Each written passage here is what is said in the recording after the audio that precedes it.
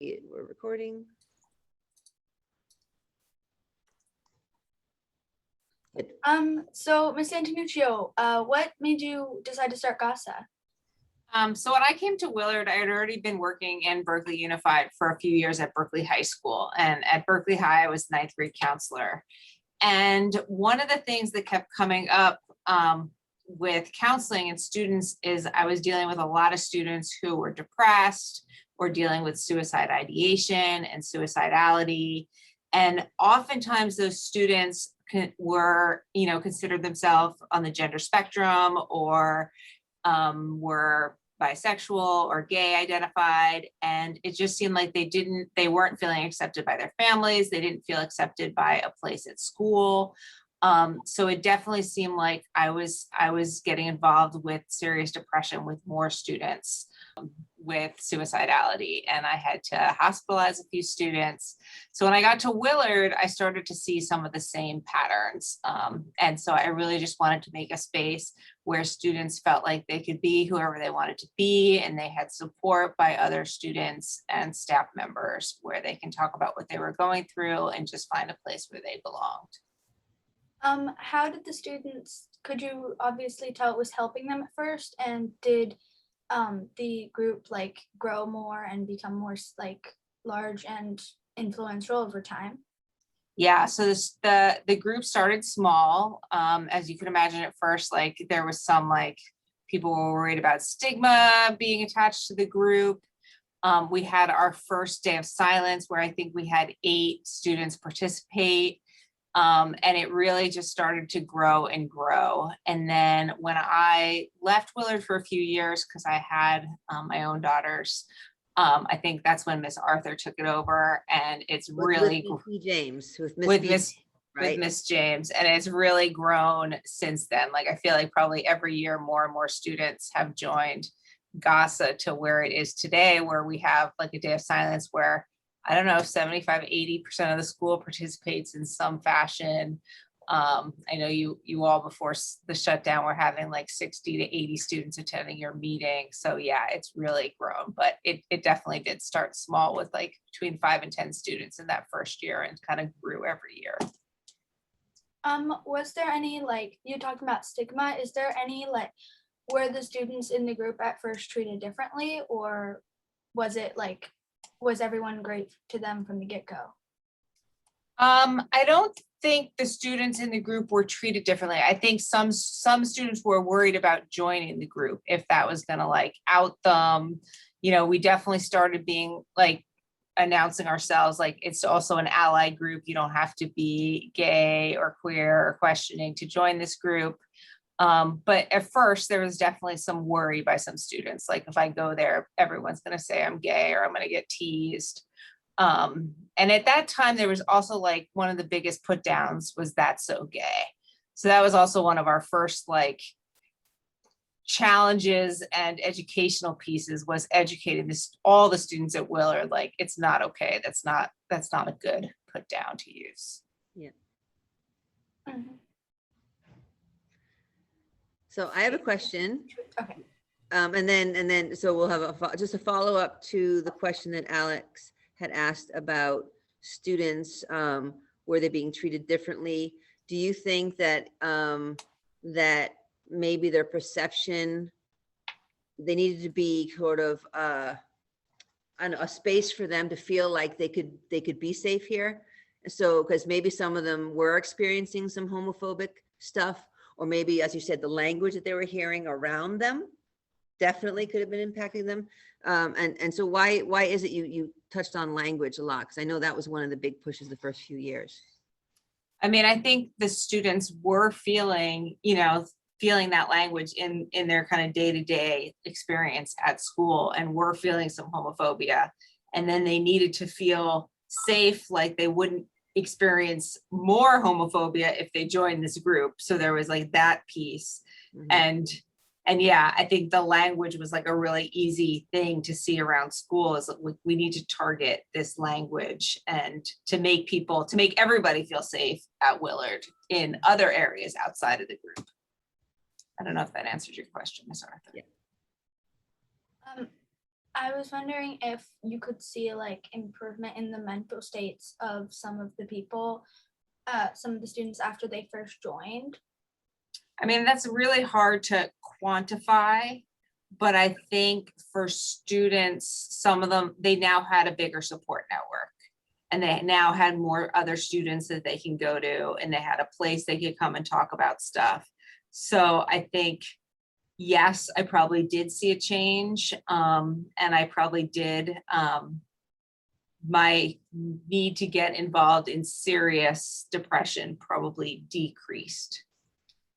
I know like some of the things we do at GASA now are like grading and working on stuff, but what were some of the activities that you did at first with the group when it was smaller? I mean, we did check-ins, we talked, we worked on putting together the day of silence.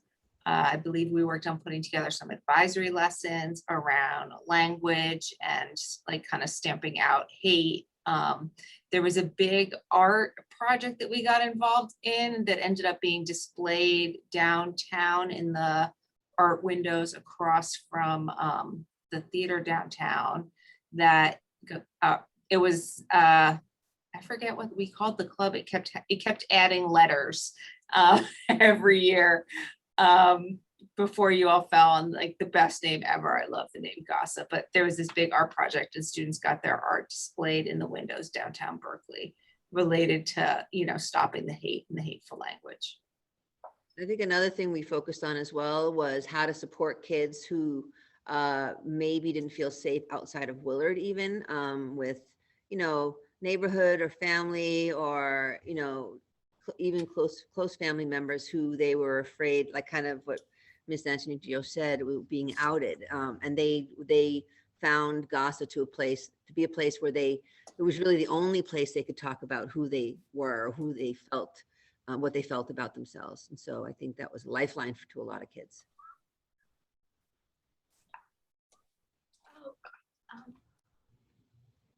Sorry. I don't know if you can. Oh, okay. You said 2 or 3 minutes. No, if you have more questions, because I'm gonna edit this so that we get all the questions, and this middle stuff is not going to be happening. And like, oops, let me restart that. I'll cut that out. How were the teachers like? Were there other teachers who were helping and stuff? Like I know Miss Steffens often comes to our meetings. At first I didn't have a lot of other teacher supports. I did have a high school student that supported our project and supported the students in preparing some presentations that they ended up doing with 6th grade classes. But at first there wasn't a ton of staff support. And then those first few years of the day of silence, it was kind of educating the staff that it was something that was going to be doable, and getting them on board and seeing kind of the strength and benefit of that day. Yeah. This is closely related. Did like Bears, I don't know exactly when Bears Closet happened. Did GASA and the Queer and Questioning at King, I think that's what it's called. Did they ever talk, or like, did you guys ever work together on anything? Yeah, we used to have like an event every year where the clubs from the 3 middle schools would get together for an event, which was we'd like to do that again, actually. And actually, we had even one year we went down to the Berkeley Public Library, and we all met with the high school group as well, and it was towards the end of the year. And it was really important. It's really important that we keep on connecting. And actually, I'm on regular contact with the GASA advisor over at King about. She's always asking, "What are you guys doing? And can I borrow your slides?" And so yeah, so we do connect a lot even now.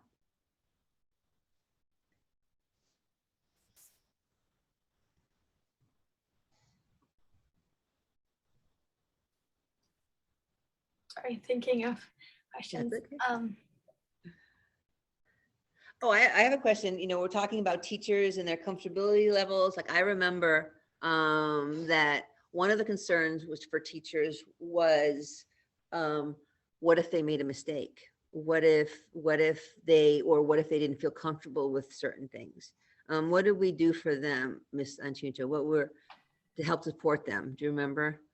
I mean, I think we just talked to teachers a lot and like helped support them, helped educate them, were available to talk and give reminders. I mean, I think Willard as a whole, insofar as like gender, has really come a long way, and we've really worked to support our teachers kind of in making adjustments for them. And for some teachers, it didn't come as easy or as quickly with some of the gender spectrum stuff. Yeah, and the pronouns on doors. That was like, oh yeah, it meant a lot to kids to see that. Oh, what are some influences? What are some influence you've seen from GASA that have changed like school-wide things? Have there been any of those? Like Ms. Arthur was saying, the names on doors and stuff, or the pronouns on doors. Pronouns on doors, the hateful language, gender neutral bathrooms. The way kids dress, their outward presentation is not vilified or made fun of for the most part. Of course, there's always going to be some bullying based on just because that's what some kids feel like they can do. But yeah, we're still fighting for a gender neutral bathroom downstairs. So hopefully that will happen soon. I think also the outreach, we were able to then connect with the Pacific Center across the street, and then the Bears Closet at UC Berkeley. I think because we've become such a strong GASA that it's made our community come in and also want to work with us as well.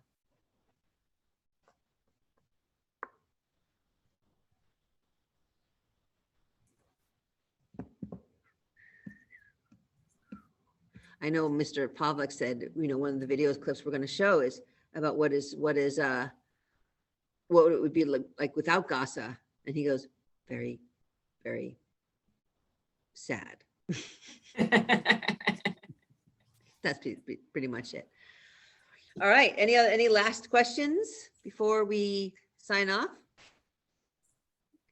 So actually, Alex, why don't you introduce yourself? Because I'm going to cut it and then put it at the beginning. Okay. And then we'll introduce ourselves, and then we'll end off. I am Alex Tricevich, a 7th grade student at, why would I say at Willard? Yeah, Sorry, yeah. let me restart. Start over. I'm Alex Tricevich, a 7th grader. Pronouns they, them. I'm Miss Arthur. I am I was going to say a 6th grader, 6th grade teacher at, of course, Willard. I'll say it. Hi, I'm Miss Arthur. I'm Miss Arthur. I go by she, her, and I am one of the advisors for GASA. I'm Jen Antonuccio, a counselor, and I use pronouns she, her, and oh wait, can I redo mine? Yeah, and say we're here to interview Miss Antonuccio. I'm Alex Tricevich, a 7th grader. Pronouns they, them, she, her, and we're Miss Arthur and me are going to be. Oh wait, Start over. I'm Alex Tricevich, a 7th grader. Pronouns they, them, she, her. I am Miss Arthur. Miss Arthur and I. Okay, grammar. I'm math teacher. I don't care about language. No, just kidding. I'm a 7th grader. No, Hi. I'm Alex Tricevich. Hi, I'm Alex Tricevich, a 7th grader. Pronouns they, them, she, her. Miss Arthur and I are going to be interviewing Miss Antonuccio about the history and the origins of GASA at Willard. I am Jen Antonuccio, pronouns she, her, and I'm a counselor at Willard. And I'm Miss Arthur. I am the GASA advisor, 6th grade teacher at Willard, and I'm so thankful, Alex, that you have come up with such awesome questions to ask Miss Antonuccio. I'm looking forward to it. Okay, now let's do end clip. I stopped smiling. I was sorry. Okay. Home. Miss Antonuccio, thank you for being here and letting us interview you. It was really great to learn about the history of GASA. Thanks, Alex. Thanks for the great questions. Thanks, everybody. And I hope everyone out there, Willard Land, learned a lot. Bloop. Okay, guys. I have a meeting to go to. Thank you, Thank you, Alex. guys. I'll see you later on, Alex with GASA. Okay, bye. Cut out all those bloopers, Miss Arthur. No, All my You have a director's cut. we get the director's cut only. Okay, bye, guys. Bye.